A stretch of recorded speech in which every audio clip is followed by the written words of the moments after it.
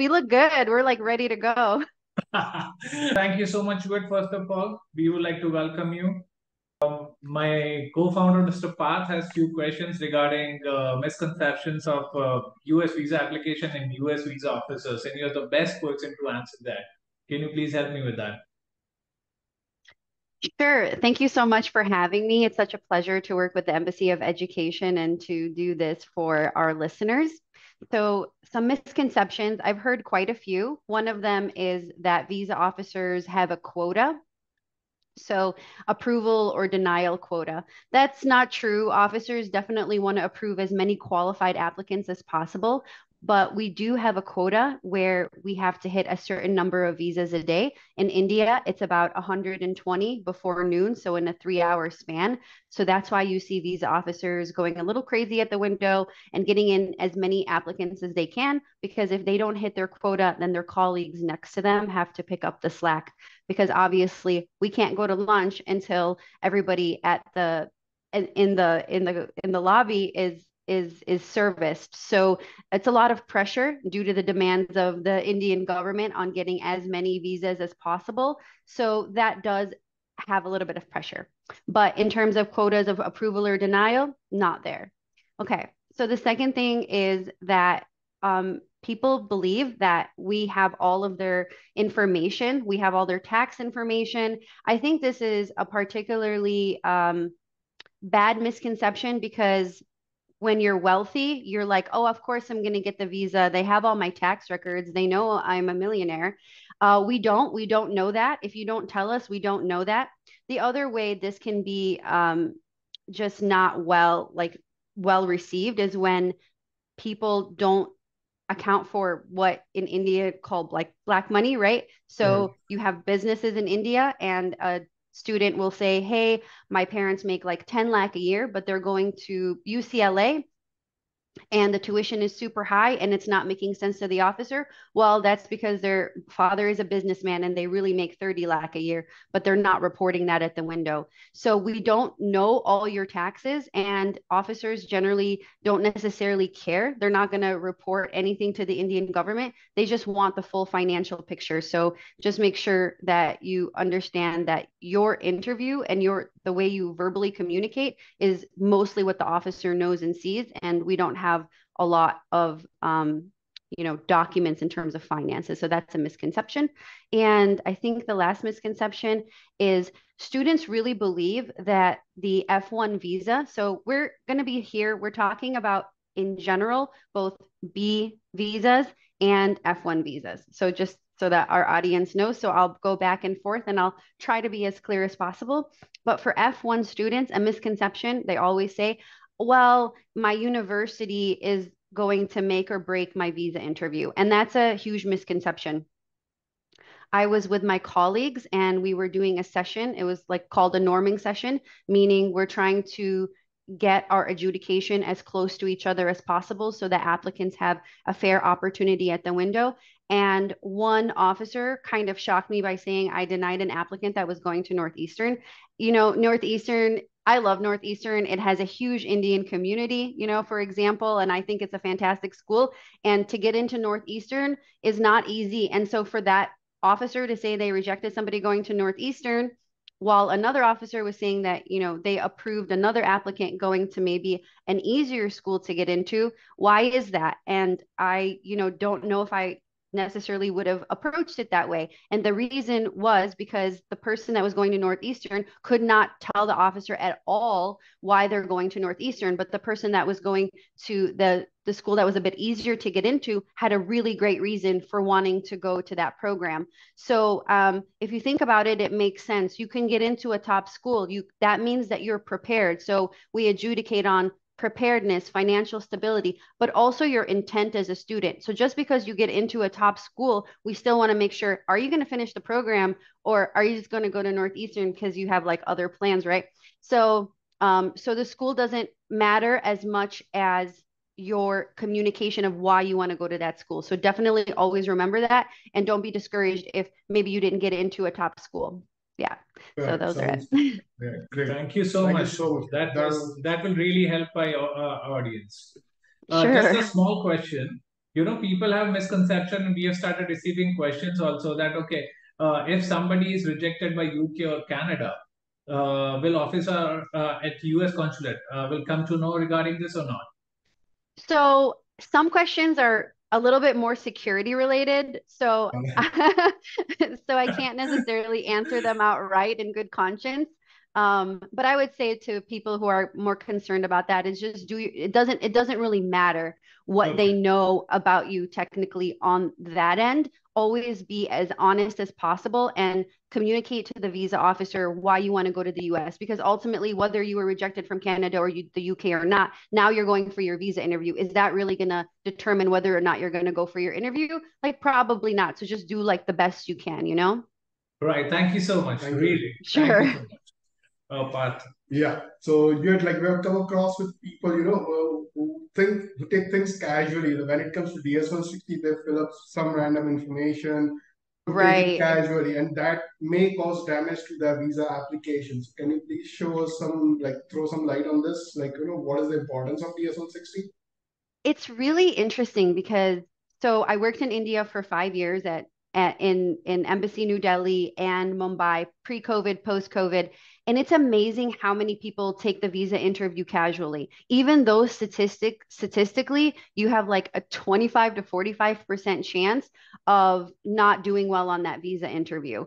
So definitely never take the visa interview casually at all. The DS-160 especially is one of the only pieces of documentation, and I think we'll talk about documents later, that the officer is going to look at. So it's the document that's going to have all your bio data, where you're going to be in the United States, the countries that you're going to go to. So with the intense pressure on officers to adjudicate as many visas as possible, they want to get to know you as quickly as possible. So for me, I will look at that DS-160. I want to know. I look at things. I'm like, oh, they live in defense colony. That's nice. I look at that. Don't think that doesn't matter. I'll look at the back. So the things that I look at is that DS-160. I'll look at the back of your passport, see where you're from, go through your passport. These are things that I can quickly look at in order to determine, your socioeconomic status, because that's one of the pillars of approval, right? So if you, so some applicants will sound a bit unhinged on the DS-160 and start typing notes to the officer. Dear ma'am officer, dear sir officer, you need to approve my visa because I love LA. Please don't say that. That's not going to present well on the DS-160. It's funny, I'll chuckle.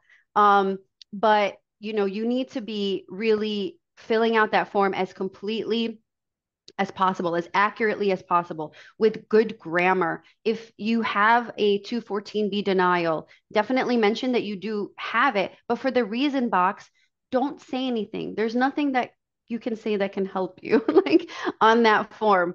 I on the DS-160 for F1 students, they're so humble. They don't think that their internships matter, but they do matter. So in the United States, people in undergrad generally don't do a lot of internships. Like, it kind of is a symbol of excellence. So for you as an Indian, maybe that's not a big deal, but for an officer, it's a huge deal. So just know that. Mention your internship, even though it's not a paid experience. Mention the roles and responsibilities on that DS-160. So these are some things that, make sure your full name, date of birth, place of birth, nationality is important. Travel information is there. Your family information is there. So it's good to avoid making common mistakes on that form for sure. Yeah. Great. Thank you. Thank you so much. That was wonderfully Sure. explained. Yeah. So there's one more question from the audience was like, how does seeking guidance from let's say Embassy of Education, Udeti visa, that will make a huge difference in the visa application process, especially DS-160 form submission process. Okay. So so let me give you an example. Okay. So if you're going for an Ernest and Y interview, and say you have a consultancy that makes sure that your resume is perfect, and they've done a ton of resumes for Ernest and Young, right? And then you have somebody who actually interviewed applicants for Ernst and Young, and they're the ones who approved or denied those applicants. So if you're somebody who, say, is going to Harvard and has this perfect profile and has lots of travel, maybe you can do it on your own. But for everybody else, with the visa rejection rates the way they are, having somebody who has filled out that resume, knows what Ernst and Young is looking for, and having interview guidance or having a prep session with somebody who actually worked at that company, do you think you would perform better when it came down to the interview? Because we tell you what to expect, we tell you what they're looking for, we tell you how to structure it, right? Because we've seen that. So going into visas, if you're somebody on the spectrum where you've never traveled before, maybe your finances are not stable and you simply don't qualify for a visa, maybe that's not an investment that you want to make. Maybe you should, do a little bit of research and understand the basic parameters of approval are, good intent to travel well and use your visa well, the financial stability to travel, all those pillars, right? Like especially for a B visa.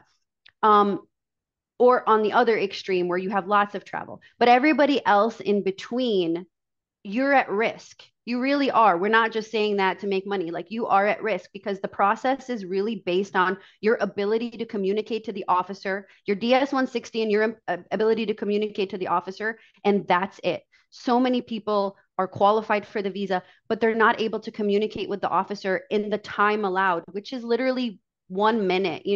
That's the problem. You want, the visas to be given, but at the same time, if you had 10 minutes with the officer, I'm sure the visa denial rates would go down, but that's not the way the system is. So now you have to communicate succinctly. So employing the help of companies who can help you fill out the DS-160 appropriately, tell you like, hey, this doesn't, sound well. Did you add your internship? Is this your complete address? Make sure you're putting in that information, or even giving you more tips than that. And I think we'll talk about more tips. And then employing the help, especially if you've had prior refusals, of somebody who was a former consular officer and is able to tell you how to best present your case. I think it's just an invaluable resource for preparation. Thank you so much. Cricket is a very popular game in India, and they Yeah. say your most experienced batsman or the player should be the best coach of the game. So this Yeah, is that's how we true. can define you. Thanks. Thank you. Thank you, Yvette. The next question is, what are some primary supporting documents like people should carry for, let's say, for B1, B2 as well as for student, the common set of Okay. documents? Okay. So again, due to a short amount of time and the ability to fake documents, we officers do not look at a lot of documents. So let's start with B1, B2. B1, B2, the only thing that is generally going to be looked at or useful is if you have a copy of the visa of the person that you're visiting. So for moms and dads of F1 students out there, or moms and dads of H1Bs, have a copy of the visa of that individual in the United States. That's going to be helpful. Okay. They're also going to look at the passport. So if you are newly married and your husband has had a visa, bring that passport, update your own passport to reflect that person's name. So these are things that can't.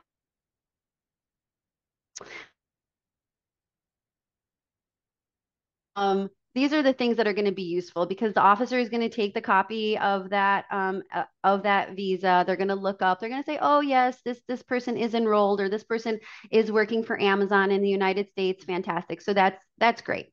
Everything else is going to rely on the verbal communication between you guys. If you want to have other assets or other documents, go ahead and go for it. Also have a copy of your barcode page, the barcode page of that DS-160 that's filled out online. And I will say, regardless of who you use to help you with the DS-160, you need to know exactly what is on the DS-160, understand what that document means, and take responsibility and ownership for making sure it's perfect.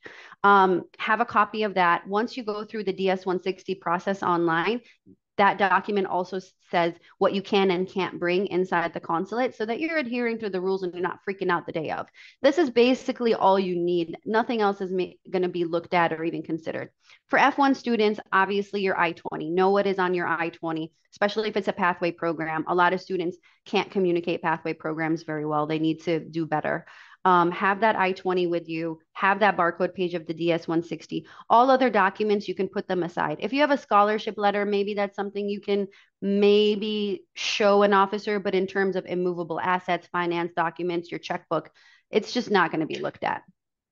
Got it. Thank you so much. Thank you. When it comes to home ties, I mean, why is it so essential to demonstrate those home ties to the home country? Okay, so it's a complicated question. I'm just going to briefly try to tackle it.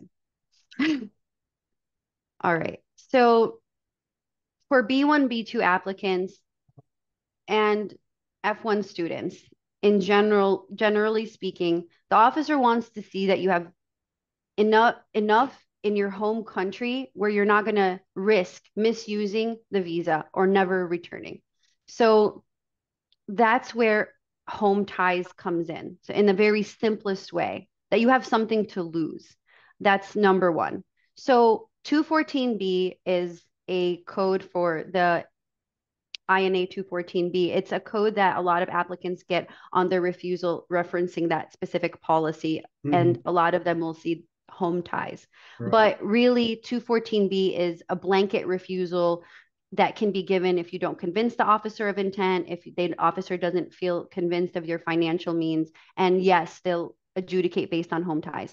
Now, for students, home ties, don't worry about them. Okay, don't worry about home ties at all, because you just go there and you convince them that you are going for your studies and that this is an important course for you. This is a program that's really important to you, and the school that you're going to, you have a reason for going there, and you're able to give a good depiction of your finances. That's what a student should worry about, because they're young. They don't necessarily have the ties because they're young, and that's an expectation that the officer knows. Now, when home ties comes into play for a student is if a student, for example, is going for a master's program and they went for mechanical engineering for undergrad and they have a good GPA, do I think that that student is going to risk everything and never, just not show up to their master's program? So in a way, you're demonstrating home ties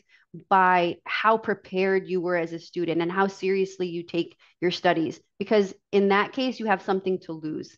This is a very simplified explanation. Moving on to B1, B2 visas. So home ties is a little bit of a higher bar there, because with the F1, we're expecting young, right? We're expecting that profile but the leisure traveler or the business traveler, we're expecting that you have at least some means to finance a trip to the United States. Now, when it comes to India, when the average income is, 7, 8, 10 lakhs a year, and the average cost of a trip to the United States is 7, 8, 10 lakhs a year, things need to add up. You need to have a reason for going to the United States. You need to have the financial means. So with home ties there, we assess, immovable property. So people need to be talking about immovable property. Maybe their income is not that high, but they have immovable property. They have something to lose. Marriage kind of establishes a greater connection to the home country. Their education, if their education ties them to their home country. Again, is somebody who has invested so much and gone to school going to just throw that all away? So they start to assess home ties in that way. So just in general, that's the general idea. That's why when you see single young men going and maybe that is a refusal based on home ties. And in that case, if that individual maybe does not have the ties or maybe is not as qualified, it might behoove them to wait until they're a little bit more established to go for that visa, where it's starting to make sense. Wow. Thank you. Thank you. You covered my next question. That was like the way to demonstrate home ties, but you have extensively covered in my previous question. So what are the top reasons for rejections, like, especially for visitor visa, like common reasons? The common reasons for rejection. Right. Okay. I'm going to tell you guys a story, and maybe Uh-huh. we can edit this out if it's not great. That's okay. All right. Okay. So you have a family, Uh-huh. and this is actually based loosely on a story that I have heard and worked with. So on one side of the family, it's a mom and a dad and a student in high school. Mhm. And they come up to the visa officer and they ask, and the visa officer's like, "Why are you going to the United States?" And they say, "Oh, I want to go to LA, maybe Niagara Falls, maybe Miami. How long are you going to?" 2, 3 weeks, 4 weeks, 6 weeks. We were going to get the visa first. I'm exaggerating a little bit, but we're going to get the visa first, and then we're going to figure out our itinerary. Okay, so what do? I'm a real estate agent. Okay, what does your wife do? She's a beautician. What's your son do? He's a high school student. Okay, so you want to go for leisure. Have you traveled anywhere before? Oh, we've been to Dubai one time. Okay, what's your income? 10, 15 lakhs a year. Okay. Now the officer, I think that would be, leaning towards a no, potentially a borderline case. Um, that's kind of the position the officer is in because they're assessing, what's their intent of travel? Right. Do I have time to dig deeper into this story? Maybe if they had time to dig deeper, it would be a yes. On the face value, if the officer has doubts, can they afford this? Why are they going? It's going to be a no. Okay. On the other side of it, this is the same exact family, but like I told them how to essentially communicate their actual profile. So this is the actual profile of the family. So they come up to the visa window and it's like, why are you going to like, what's your purpose of travel to the United States? Like, we want to go to the United States for 2 weeks. We want to go to Las Vegas and LA. My son is in high school. He's going to a top program in mechanical engineering for undergrad. Eventually, he wants to get his master's in the United States. We're thinking of visiting some colleges on the West Coast. We think the weather sounds lovely. We have some colleagues there. And that is why we're going to the United States. We're intending on, specifically also within LA going, checking out Hollywood, something specific. Okay, wonderful. So what do? I'm a real estate broker and a senior construction project manager. I oversee 20 people. Fantastic. What does your wife do? My wife is a franchise owner of a boutique and a salon. This is a true story. Like this is really their profile. Got it. Okay, fantastic. What is your annual income? Our annual income is 25 lakhs. However, we have 5 to 6 lakhs additional due to the immovable property besides our home that we rent out. Okay, fantastic. Do you know anybody else in the United States? We have some distant relatives, but as I mentioned, we have some colleagues there. Okay, awesome. Visa approved. Like Got it. this is literally a real story of how applicants in India present versus reality. I mean, obviously not all the time, but these are the applicants that we're talking about when we talk about proper preparation. What do you guys think? What do you think of that story? That was fantastic. And that was the best example to understand how it should be. And you have Right. properly explained like how a visa officer is looking at your answers. Right. I mean, I feel like it's got to be like I question, I say like why are Indians doing this? I feel like I shadow and I talk to applicants from other parts of the world and they have no problem telling me that they're CEOs of everything, and I feel like Indians just tend to be a little humble. It's the way that they present, and also they sometimes they get so nervous and they don't know exactly how to answer a question. So they shrink back and it looks a little bit like they're hiding something, or they use the word maybe instead of just directly saying no, which that kind of indirectness, the officer is just, we can talk about the mood of the officer on that one. Is that the next question? Yeah, you got it right. So that's the biggest question, and that's the biggest, everybody that comes to us with refusal, having 214B. they're like, the officer, she was not in good mood or he was not in good mood, and this is the reason my visa got refused. And this is where, like, I've got more than 1,000 people, talk to me regarding the moods of officers. So please describe, how about your mood? Okay. So the job is rough. I'm not going to sugarcoat that. Probably the hardest job I've ever done. Did it for 5 years.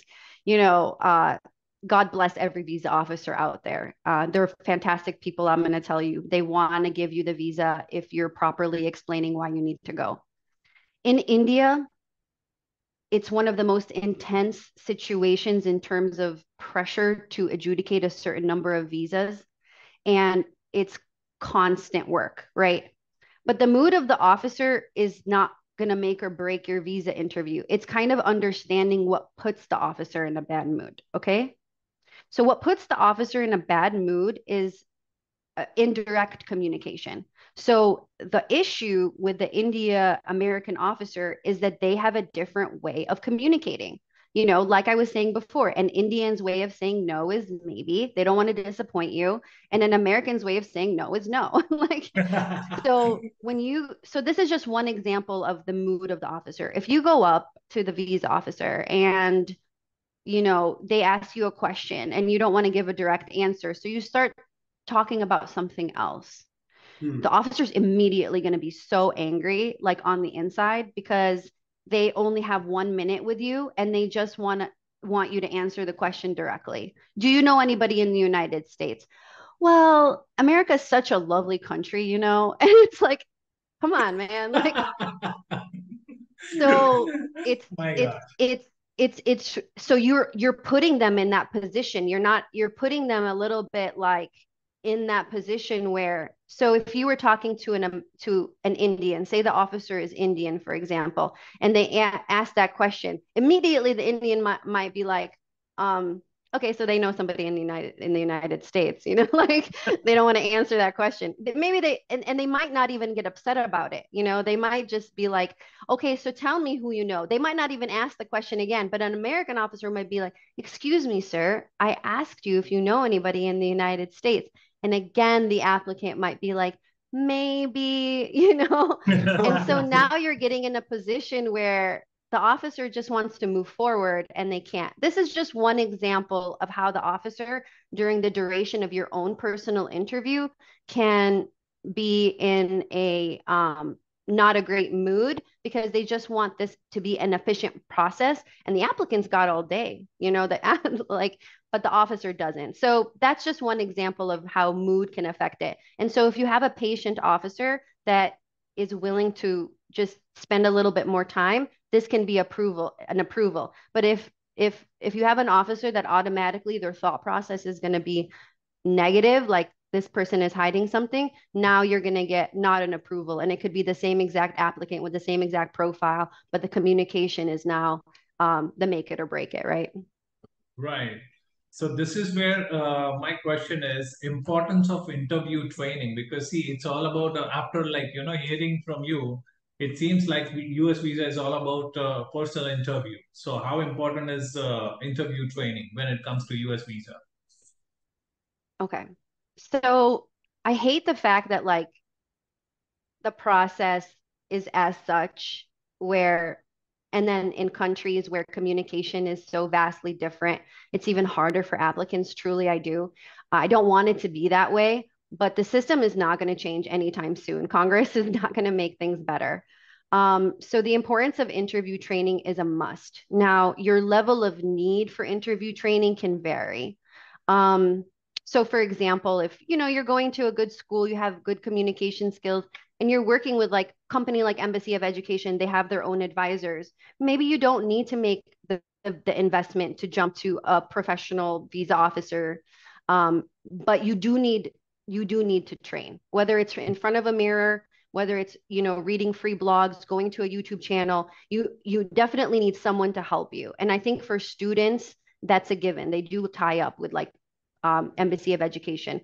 For B1, B2 applicants, because they don't need help with a education application, they may not necessarily think that visa training is a necessity. And it kind of is, the level of training, who you get it with, it can vary, but you need to go to somebody who, has a track record of having good visa conversions. Now, if you've had a prior refusal, I would highly suggest that you take the help of like myself or of like a former consular officer, because once you get a, to be on the more complicated side of things, but you don't want to wait until you have that prior refusal. But once you have that prior refusal, it's like if you were a judge convicted you of something and now you're going for an appeal. It's not a fresh case. Don't think it's a fresh case. It's not. One officer, we respect each other as officers and we respect the decisions of other officers. You have to show one officer that previous officer missed something. So you can't just go in with the same story and the same everything and expect to get an approval when you've been refused before. Now, if your profile is not conducive to being eligible for a visa, wait a few years, try again when you're more established. But if you're like that story of the family that I talked about, where you really are qualified for the visa, you're qualified for that visa. Now you really need to be honest and say, the communication went wrong. We need a little bit of help. So having one refusal, you can still overcome it.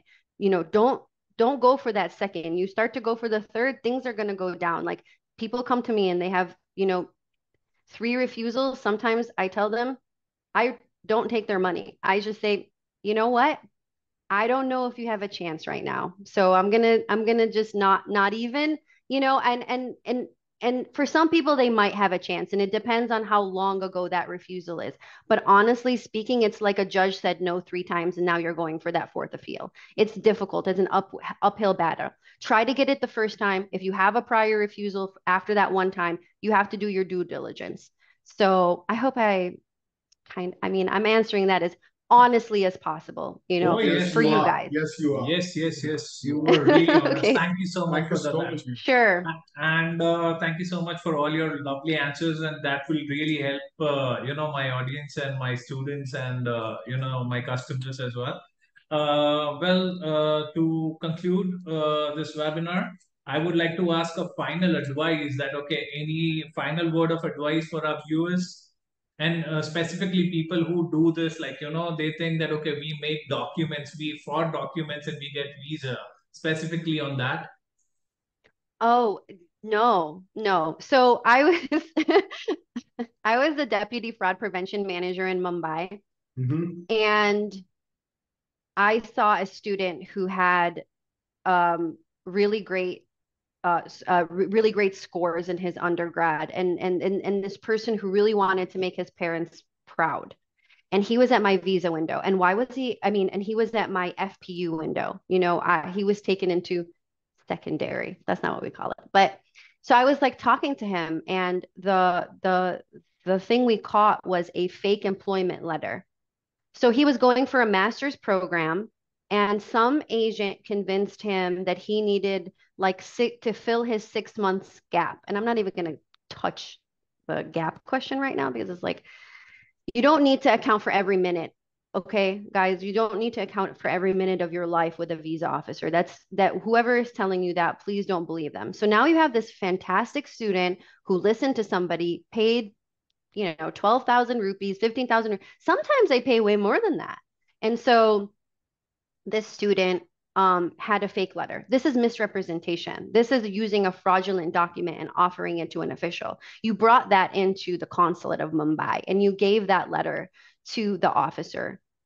You're a great kid. You had a bright future ahead of you. That officer was going to approve your visa. And when the officer is intending on approving your visa and they find you with any sort of fraudulent document, that's an automatic 6C1, which means misrepresentation, a ban for life to the United States, which is what this kid got. In addition, he was arrested and his parents were called. He was crying. I mean, why? Because he had a 6-month gap letter that he worked at some company that he never worked at.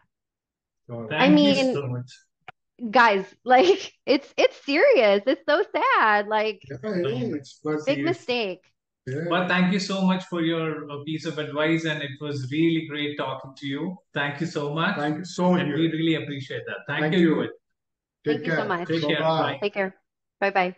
Thank you. Thank you.